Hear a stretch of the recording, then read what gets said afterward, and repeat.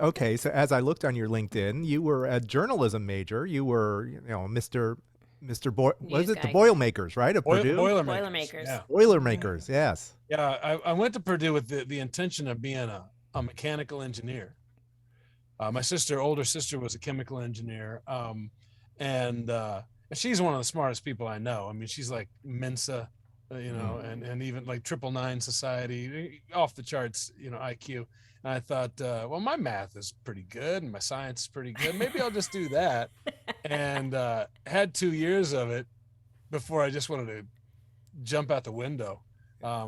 It was so unenjoyable to me. And I think of this quote all the time that Kurt Vonnegut, another Hoosier, had one time, and somebody said, "Were you a good student?" And he said, "Yeah, somewhat."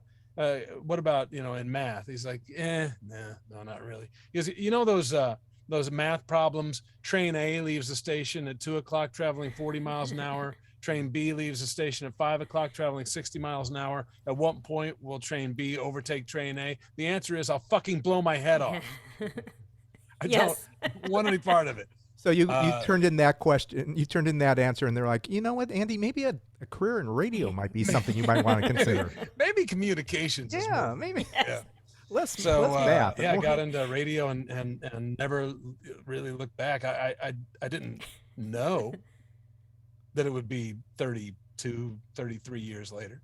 And it's funny. I think when you're in it, your life feels like a zigzag, but when you look back at it, boy, isn't it a straight line. It's like everything that you've done kind of prepares you for this moment.